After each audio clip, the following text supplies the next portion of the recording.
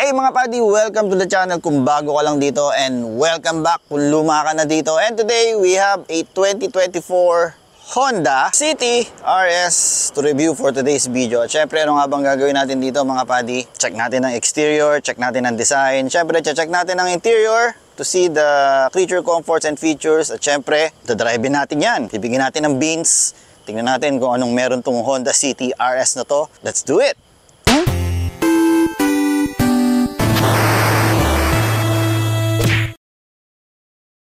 Of course, mga auto style mga buddy, sinisimulan natin yan sa design. Design for me is a bit regular. Kasi yung mga kotse ngayon, ganito na itsura eh. Sa regular na Honda City, ito, chrome yan. Yan, chrome yan. Pero sa RS, black siya.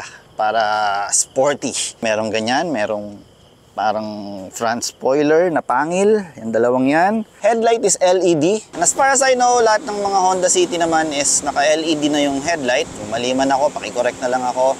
Ayan, meron kang signal lights na ganyan. Line na pa ganun sa headlight. Meron ka ring DRL. Ayun, nasa taas ng headlight LED niya. Ayan. LED fog lights mga buddy. Ayan. Ayan ang hindi ko alam. Sa lower variant malamang, it's either walang fog light or may fog light pero hindi siya LED. But on the RS, that's LED mga buddy. Hindi ko alam kung anong generation na to mga buddy. Comment nyo na lang dyan sa comment section below kung anong generation na to. Basta this is the 2024 Honda City. Ito ang nire-review natin. Of course, syempre sa RS, black din yung mirror caps. Merong side skirts. Meron ding black spoiler. Yan, ang RS. Tapos meron parang diffuser kuno. Yan, na carbon fiber looking. As you can see, yan. Parang carbon fiber pero it's not. It's not. Pero napakaganda ng design for a regular looking car. Oh, kasi mga design ngayon, no, halos magkakamukha na sila. So, yan ang taillight niya mga buddy. Honestly, ang dami ng design na ganyan ng taillight. Guhit-guhit lang na ganyan. So, pag gabi, mahirap nang ma-recognize. Hindi gaya nung araw, no? Kung sa harap, ang turn signal mo is LED, dito sa likod, tinipid ka ni Honda dyan, mga buddy. Dahil yan ay regular bulb or halogen. Halogen lang siya. But, yung LED niya is continuously, yan. Parang may nag-dot-dot. Yan, dot-dot. Tapos, ganun, line na ganun. Okay din. Meron siyang shark's fin antenna. Ewan ko kung sa RS lang yan.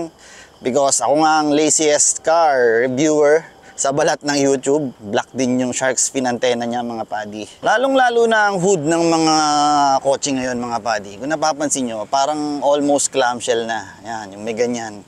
Dati kasi ang hood dito lang eh. Sa line na yan, tas ganun na. Ngayon, may ganyan na. Almost clamshell na siya. Yan na yung mga modern design ngayon. But overall, I like the sporty look of the Honda City RS. Alam nyo ba mga buddy nung araw, nung kapanahunan pa ng mga Civic EK na yan, fanatic ako niyan. Ang RS sa Japan is road sailing, ang meaning ng RS. Pero itong RS na to mga buddy, hindi ko alam kung anong meaning. Sa totoo lang, hindi ako nag-research. Pero nung kapanahunan noon, ng mga EK, ang RS is road sailing mga buddy. Ground clearance is 134mm mga buddy. Napakababa niyan. But syempre, kapag walang sakayon. Tires are R16 with 195/60. Yun. Hindi ko lang alam kung anong original niyang goma dahil magkaiba na yung goma sa likod and front.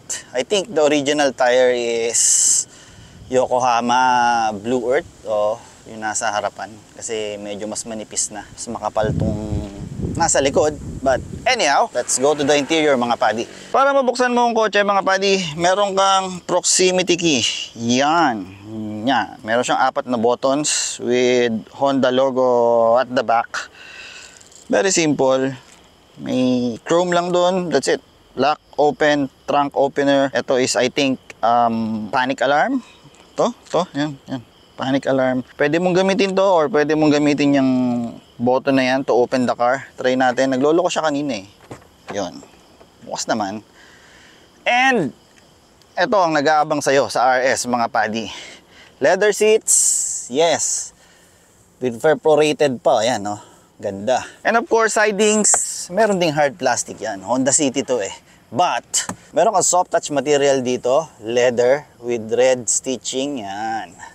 Meron ka ring small pocket with bottle holder, yan, kasya naman yung bottle. Maganda dito sa loob mga buddy, dahil meron kang leather dito sa dashboard, tapos itong red trim na to, ang ganda, bagay. Yan ang bubungad sa'yo, gauge cluster mo, meron pang LED red dyan sa gilid, kung nakikita nyo, I hope. And yung steering wheel mo, wrapped with leather, ang daming controls. Mamaya, isa-isahin natin yan mga buddy. Aircon vents looks normal, walang sarahan yung gitna, pero itong aircon vents na to, meron siyang sarahan. No? Yung iba kasi meron sa gitna, may sarahan din eh. Pero here, wala dito mga buddy.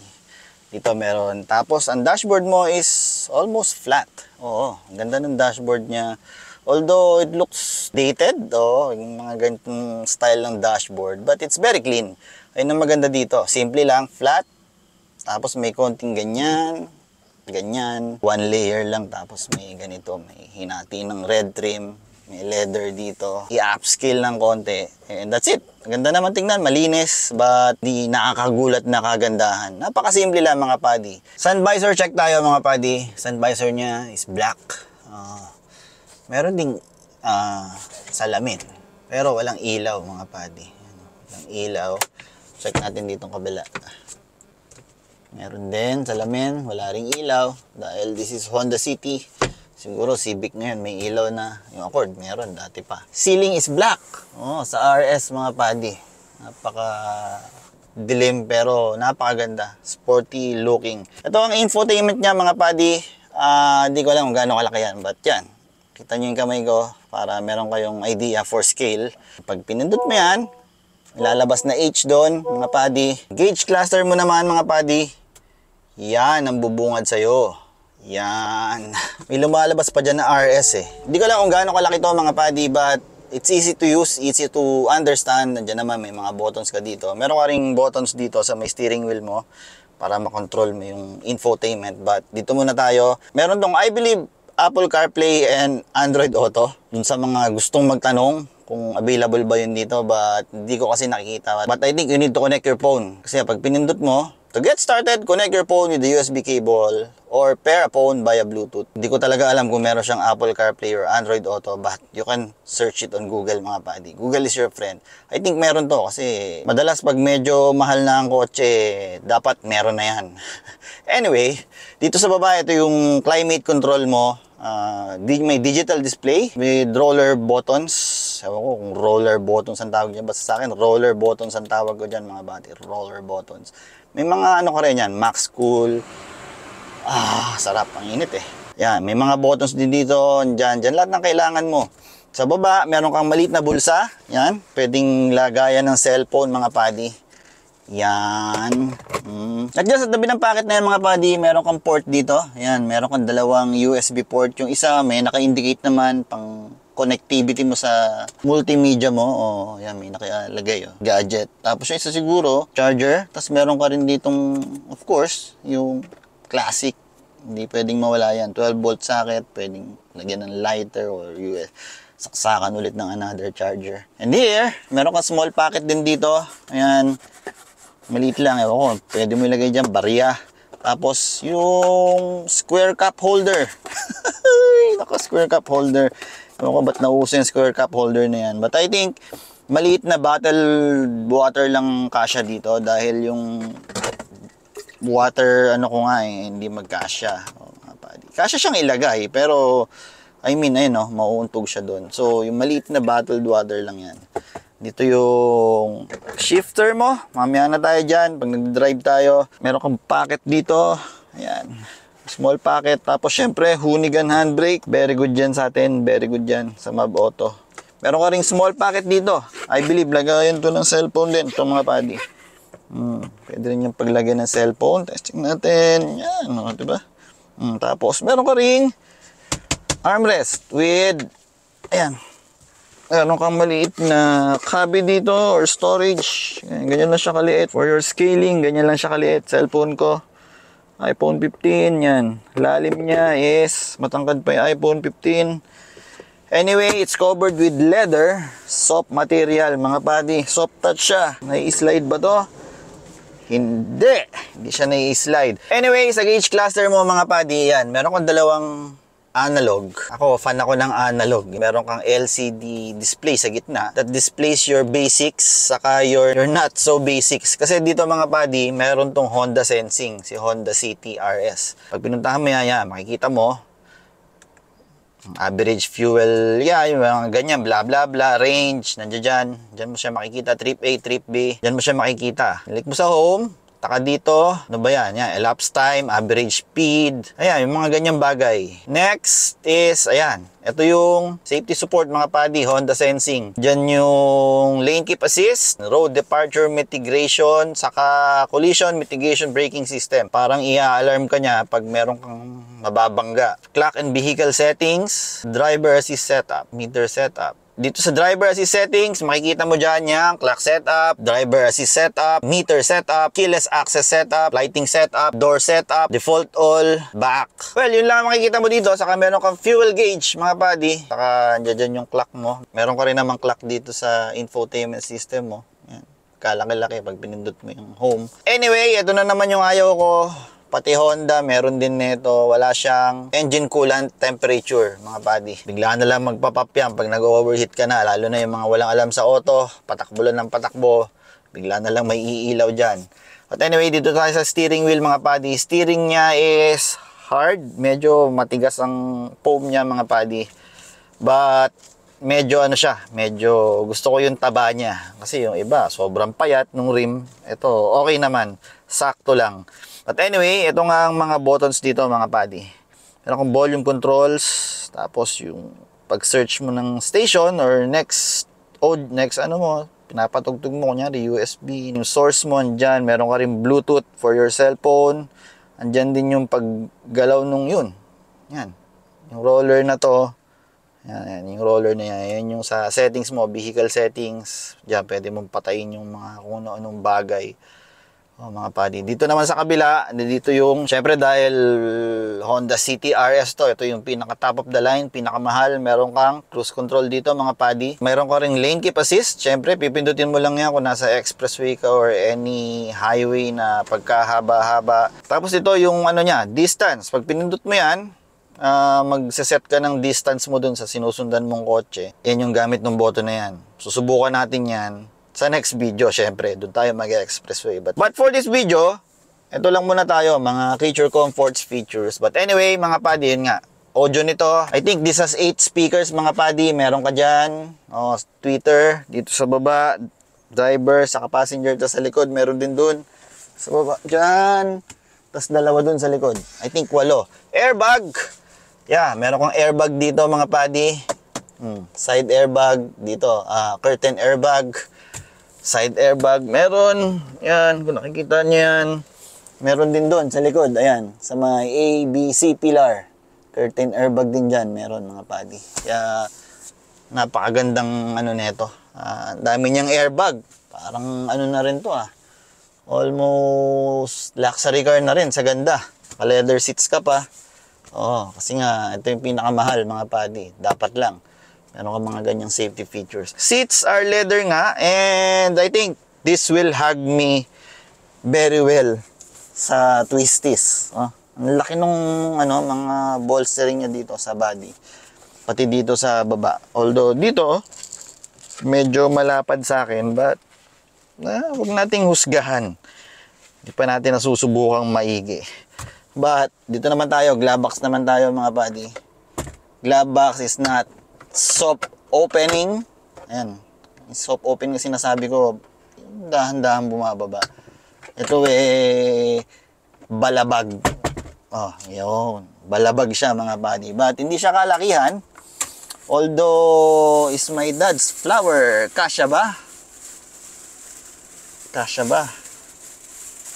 Hindi siya kasya, mga buddy. Hindi nga siya kalakihan. Pero kasya ng manual dyan, wala lang yung manual niya. Saka yan, wet wipes, manual, konting gamit. Anyway, kung ako magdadrive, this is ito na nga ba ang aking driving position? Yeah, marami siyang adjustment nga pala bago ko malimutan. Nakasagad na to sa baba. Pwede mong itaas using this lever. Pero sinagad ko na siya pababa. Lagi ko naman sinasabi, yun ang paborito kong sitting position pag nagmamaneho, yung pinakamababa. Para feeling sports car tayo. Para ramdam ko kung anong ginagawa ng auto. And steering wheel, mga padi, is tilt and telescopic. Yan, telescopic tilt and telescopic adjustment niya, mga padi. So napakaraming pwedeng adjustment, no, para sa driver. But anyway, pedals mo nga pala, it's I don't know if it's aluminum or stainless, dahil nga this is the RS. Sa panahon ng mga JDM mga body noon, ang RS ng Honda is road sailing. Ewan ko lang dito. But yun nga, pati yung dead pedal mo, as you can see, napaka-sporty, no? Malamang aluminum yan. Aluminum, yeah. This is my driving position. Pag magdadrive ako, check naman natin yung likod, mga padi. Same goes here, mga buddy. Hard plastic na mukhang leather, but meron ka pa ring soft touch dito sa second row. Hindi ka tinipid. Meron kang pocket dito. Pwede mo lagyan ng bottle. Yan. Diyan pa rin yung red stitching, leather. Siyempre, kung ako nga magdadrive, mga buddy, ang layo, luwag. Kung ako, T4 test, walang kahirap-hirap, luwag. Siyempre, pwede ko ring isuot yung paa ko doon. Binaba ko lang, yung silya. Ang Honda City RS ay meron na ring aircon vents dito, mga padi. Kung nakikita nyo, buksan natin para may liwanag. Yan. Yan, kung nakikita nyo, yan, aircon vents, mga padi, yan, sa Honda City. And below that aircon vents, mga padi, meron ka pa ring outlet. Power outlet. Ayan, 12 volt socket, dalawa. Mamili kayo, o kaya kung tatlo kayo dito, bahala na yung isa kung gusto niya rin mag-charge. Basta meron dalawa dyan. Pag nakasagad naman ng silya, mga padi, maluwag pa rin. Sagad na to. Yan, layo. Luwag pa rin, mga padi. T4 test, sasabit to. Yun, may konting sabit dito. But, napakadali. Hindi siya yung gaya nung, hindi ka gaganon. Napakadali lang. And suot test sa ilalim. Pwedeng pwede ka mag-stretching dito. At syempre, hindi nawala yung leather seats dito with perforated yan. Na may red yung loob ng perforated niya. Yan, yung tuldok-tuldok niya yung butas niya. Merong red. Ganda. Meron kang aircon vents. Meron ding baby seat tethering. Ngayon, kailangan mo lang iganyan yung upuan, mga padi, para makita mo. Doon siya. Nakikita mo naman, may marking dyan. Ayun siya, nandoon sa ilalim. Ito, may pocket dito. Pocket dyan, doon sa kabila, wala. Dito sa harapan, meron kang map lights, but wala kang sunglass holder. Wala. Yun lang ang creature comforts saka features na meron ditong nakikita ko. Silipin naman natin yung trunk, mga padi, kung gaano kalaki yung trunk na yan. To open the trunk, mga padi, usually dito mo makikita. Pero si Honda City, andito na pala. Medyo matras na ng konti. Silipin natin yung trunk na yan, mga padi. Yan lang siya. Simpleng-simple. Medyo chipipay yung takip niya. Dahil yung itsura ng carpeting niya, medyo, parang nilukot na papel. Ewan ko kung ano ba, bakit ganyan yan. But anyway, that's 519 cubic liters of capacity, mga padi. Ang ayaw ko dito, for 1,128,000, itong Honda City RS na to, wala ka man lang nung plastic na hawakan para pag magbababa ka ng trunk. Diba? Siyempre, naka Honda City RS ka, mga padi. Madalas, laging makintab dapat yan. Honda City RS yan. Wala kang kapitan. Siyempre, dito kakakapit, malalagyan ng fingerprint ngayon yan. Simpleng plastic na yun, napakalaking bagay nun sa iba. 1,128,000, hindi ka binigyan ng ganung trunk handle para maibaba mo yung trunk mo, masarado mo. Wala ka nun. Makina naman tayo, mga padi. To open the hood, yan, lagi naman nandito yan madalas. Kung di dito, or sa floor, saan man. Ito, dito. Yung fuel mo, nandyan. Fuel cap, dito. So, engine tayo. Yun. For the engine, mainit. Hanggang ang hood, hindi siya kabigatan. Ito Ito ang engine ng Honda City. Hindi ko alam kung ito pa rin yung dati or bago na, but all I know is this is a Doc IB Tech inline 4 that produces 120 horsepower and 145 Newton meters of torque. Mated to a CVT, continuously variable transmission, pero meron siyang paddle shifters mga buddy. Pero alam ko ito pa rin yung dating nasa Honda City because this is the L15. So this L15, ano daw to mga buddy? Class leading, 145 Newton meters of torque. But malalaman natin yan pag dinrive natin ng medyo push. Dahil hindi ko pa naman tinatry, yun na lang ang hindi natin nagagawa. Drive na natin to mga buddy. Alright mga buddy, driving the 2024 Honda City RS. Woo! Nakapag-drive din ng top of the line Honda City mga buddy. As usual, simulan natin sa steering wheel. Steering wheel dahil ito nga electronic power steering. Hindi naman to yung ibang high-end na brand. Nire-replica nila yung sporty type na na steering feel. Pero dito, it's very light. Usual sa mga, kung tawagin ko commoners, di ba? Commoners buy naman tayong mga bumibili ng mga ganito. Honda, Toyota, Nissan, Hyundai, Hyundai, kung ano mang brand dyan. Tayo yung commoners buy. Itong mga commoners buy na kotse na to, napaka electronic power steering, as usual, napakagaang, hindi nagbabago kahit nakatigil ka o maandar, ganun pa rin siya kagaang. But on the RS, mga buddy, it's a little playful. Yes, konting liko, konting galaw, merong movement. Yun nga lang, medyo malambot ang suspension nito mga buddy. Kasi pag binibigyan kong ganon, ramdam na ramdam mo yung kotse gumaganon Gumaganon. Hindi ganon. Wala akong firmness na nararamdaman na ganon lang. Yung kanya, ganon. Parang sumasayaw na ganyan mga buddy. Yun ang feeling. But anyway, this is mated to a CVT nga, itong 1.5 liter na to na 120 horsepower, 145 Newton meters of torque, CVT. But the good thing is, since this is the RS, hindi ko alam kung anong meaning ng RS ngayon sa Honda. Dati, sinabi ko na kanina, ang RS ng Honda is road sailing. Ngayon, hindi ko na alam. Meron siyang paddle shifters. Yan. Fake gears na naman. May nagtanong sa akin, tama ba yan tawag mo dyan? Hindi ko alam. Basta ang alam ko, wala tong tunay na gear. It just replicates the gear. Kaya meron siyang paddle shifter or kung saan man yung plus minus niya sa gear. Nire-replicate niya lang na meron siyang gear. Pero ang totoo niyan, belt type to. CVT nga. Parang yung mga scooter na bomba ka lang ng bomba, CVT. Belt lang din ang gamit. Pareho lang sila ng concept nun. So wala talaga tong gear. Nire-replicate niya lang yung gear. Kaya ang tawag ko dyan, boss, fake gears. Okay? Kung ano man tunay na tawag doon, hindi ko alam. Hindi ko na-research. But anyway, ayan, nasa normal driving mode lang tayo. Wala ako sa sport.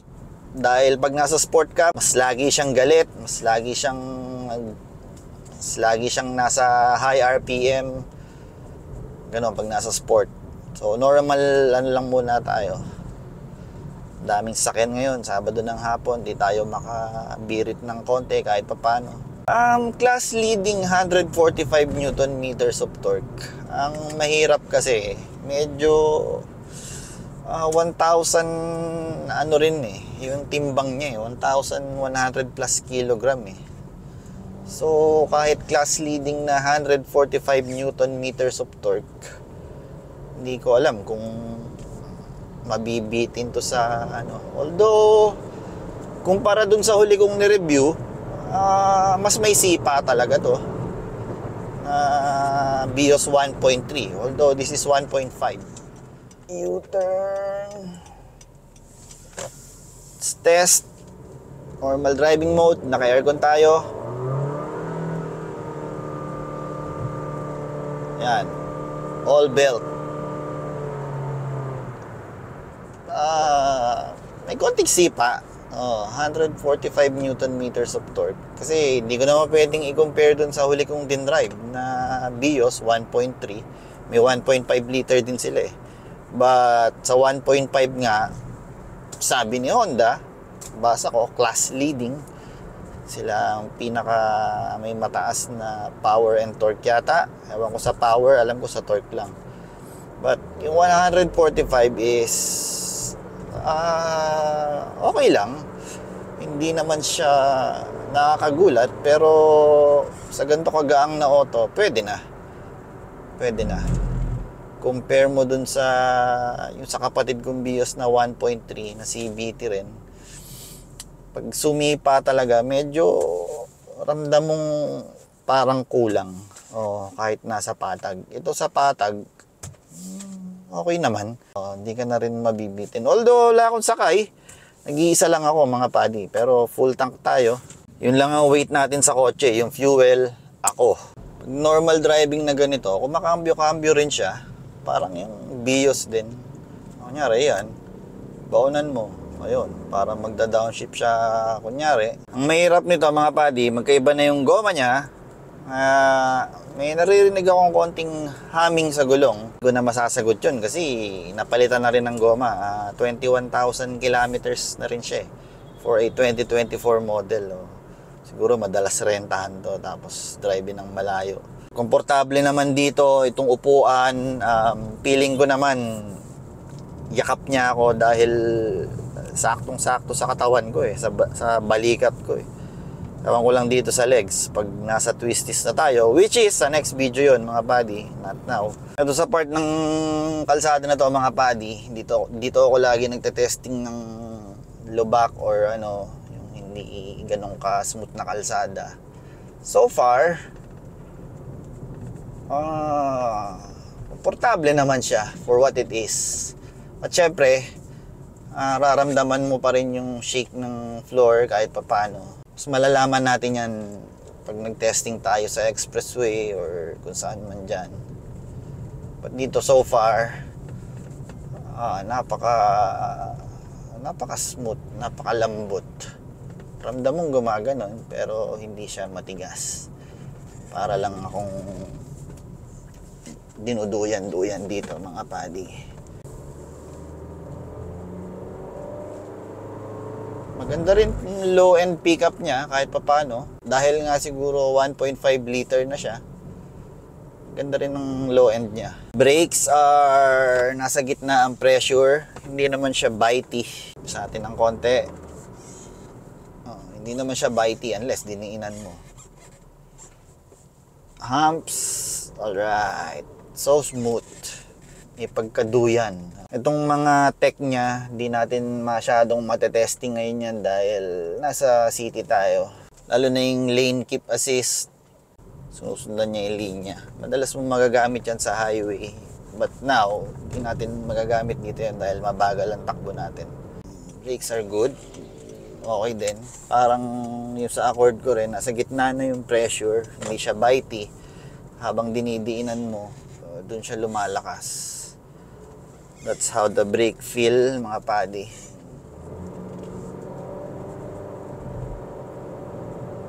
Konting cornering. 30 kilometers lang dito. Cornering at 50 kilometers. Okay. Okay naman. Konting higa. Lagyan natin ng konting cornering dito, mga padi. Okay. 60 kilometers per hour. Wow, hindi siya nag-bottom. Sinalo niya lang.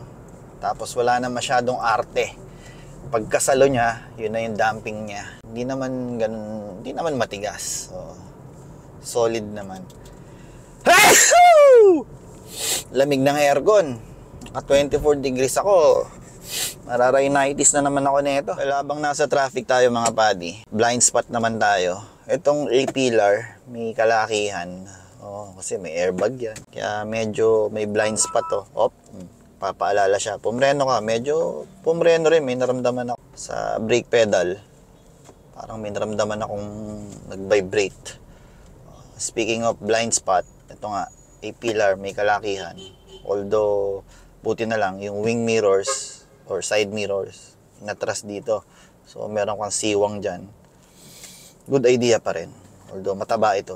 Parang yung sa Accord ko. Mataba kasi nga may airbag eh. Ayan, may airbag siya. Dito naman sa rear view, I hope nakikita nyo. Ayan. Medyo maliit na lang yung salamin niya. Although, pag nagda-drive ka, kita mo yung tatlong headrest. Compare dun sa BIOS, mas malaki to ng konti. Mas maluwag ng konti yung view mo kumpara sa BIOS. Marami siyang tech, Honda Sensing, meron kang lane keep assist, meron kang pinapaalalahanan kang mandar na yung kotse sa harapan mo, collision mitigation braking system, yan. Kala niya bubunggo ka, pepreno siya para sa'yo.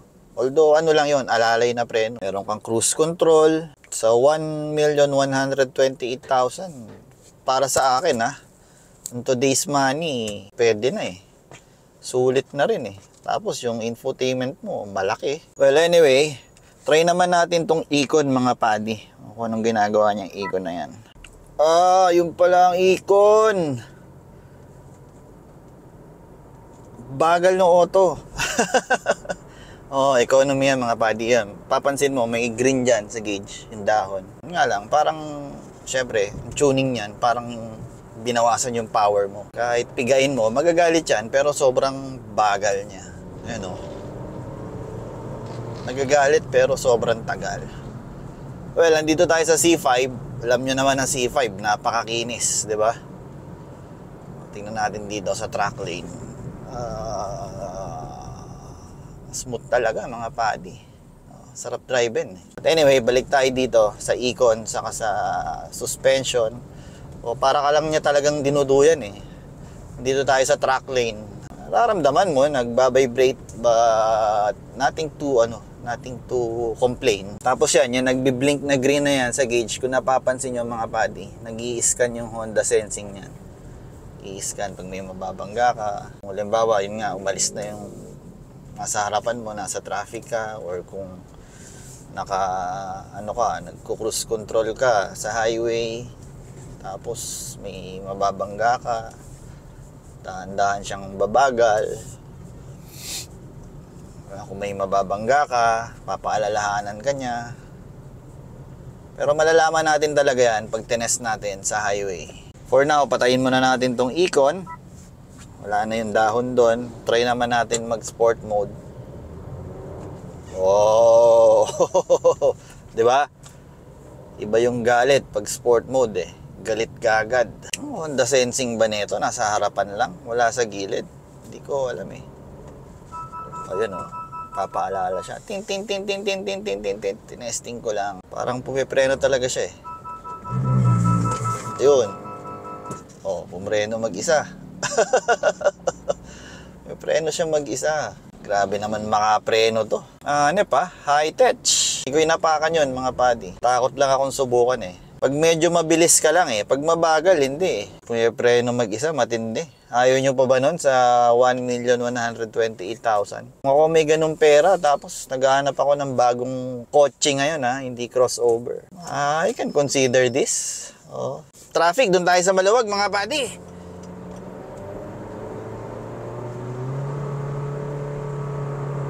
Walang gears, di ba? Sa auto mode yun. Sport. Pero pwede ka mag-manual dito. Kalabitin mo lang. Lalabas na dun sa gauge. M4. M5. Meron siyang fake gears. Ayan yung para sa akin, gusto kong CVT, mga padi. Alright. Bigyan natin ng konting beans.